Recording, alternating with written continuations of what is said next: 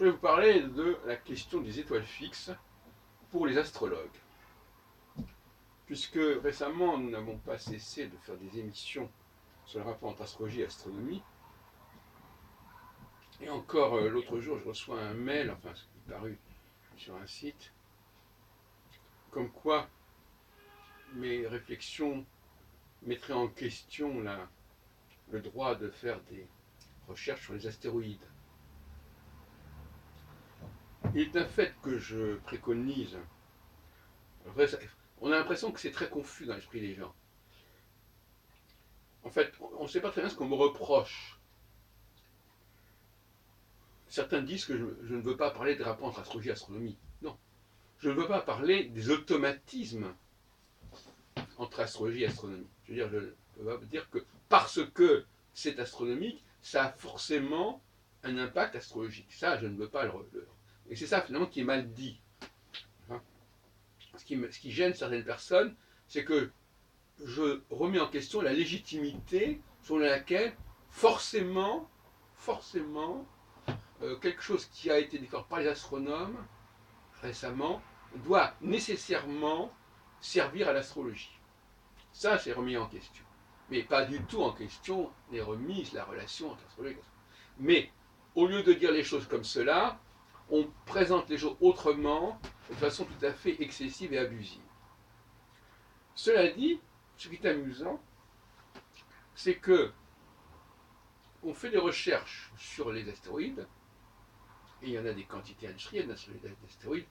Il y a quelques années, en 2004, nous avions organisé un colloque à Paris avec Julienne Mulette, Sturm, et on avait beaucoup parlé des astéroïdes, des noms extraordinaires que reçoivent les astéroïdes. Et bon, et alors par contre, les étoiles fixes, elles, alors les astéroïdes, on les connaît que depuis le tout début du 19e siècle, pour les premiers, pour les plus gros, Cérès, Pallas, Junon et Vesta, et on a cessé d'en ajouter. C'est toute une ceinture de petites choses qui gravitent entre Mars et Jupiter, et donc qui sont d'ailleurs rendues, restituées par la loi de Bode. La loi de Titus-Bode comporte un point qui vaut pour les astéroïdes entre Mars et Jupiter. Donc déjà, l'intérêt de la question des astéroïdes, c'est que ils font partie intégrante du système solaire, et de ne pas les utiliser, par exemple Nicolas qui ne les utilise pas, et bien finalement c'est un problème de ne pas les utiliser. Mais comme ils sont éclatés, on peut comprendre qu'on ne les utilise pas de toute façon. De toute façon, ce n'est pas mon problème. Mon problème, c'est que on ne les voit pas. On ne les voit pas, et ça fait quand même pas mal de temps qu'on ne les voit pas. En revanche, les étoiles fixes, on les voit.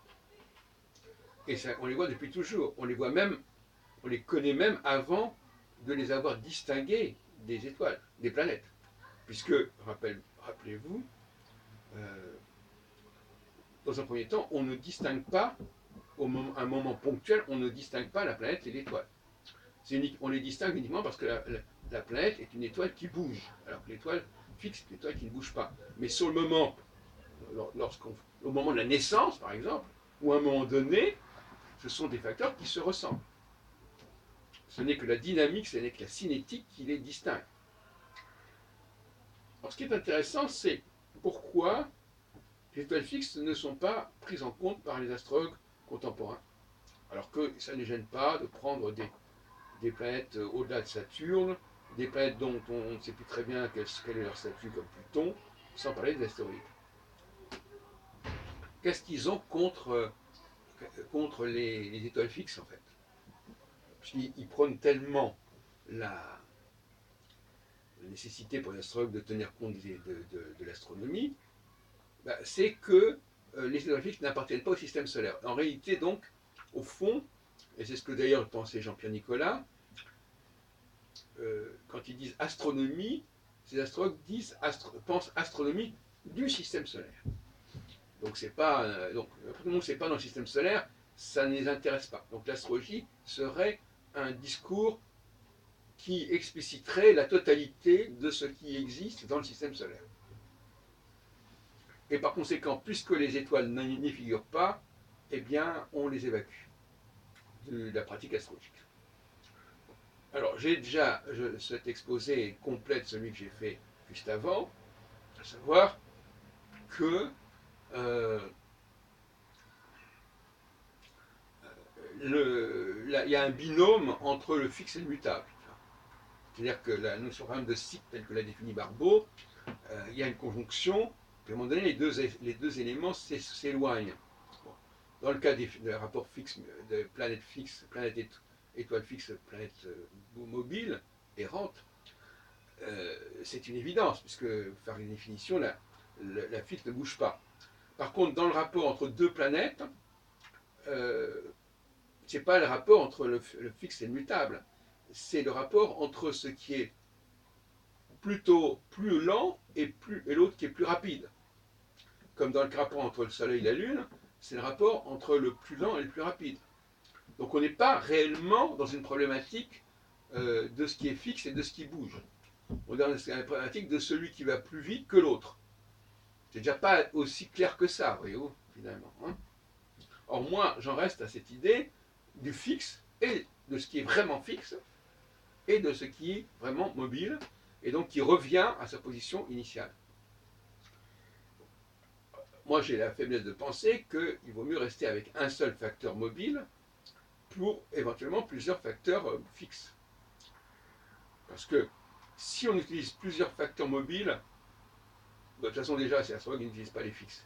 Donc on a une espèce de trafic comme ça, un nombre considérable de facteurs mobiles qui se croisent entre eux, qui se croisent entre eux successivement. Enfin, c'est embrouillé de façon effarante. Donc moi j'ai une astrologie extrêmement simple, extrêmement claire, avec un seul facteur mobile, Saturne, et les étoiles fixes royales qui sont au nombre de 4, et qui se répartissent à peu près régulièrement dans le zodiaque, dans l'écliptique. De côté, vous avez cette espèce de labyrinthe, d'usine à gaz, de kaléidoscope épouvantable, qui est celui qui est pratiqué par les astrologues aujourd'hui, dans le cadre de ce thème astral, qui lui-même est quelque chose d'assez épouvantable, je reconnais, et que je ne pratique pas du tout, et que je combats déjà depuis 1976 en livre astrologique. J'ai indiqué déjà mon hostilité au thème astral, qui est vraiment l'expression même de cette confusion. Bon. Cela dit, dans l'état actuel de la discussion, moi je n'interdis pas aux astrologues d'utiliser, de faire ce qu'ils veulent. Si des gens veulent travailler sur les astéroïdes, ils travaillent sur les astéroïdes. Mais ce que je n'apprécie pas, c'est le ton polémique. C'est pour ça qu'il n'y a pas assez de colloques, en fin de compte. Les colloques, c'est un moyen, c'est une soupape de sécurité, les colloques. C'est-à-dire que ça permet aux gens d'exprimer leurs différences. Par exemple, il n'y a pas de vrai colloque, il n'y a pas de vraie polémique, il n'y a pas de vraie joute. Et bien, finalement, tout ça, c'est refoulé.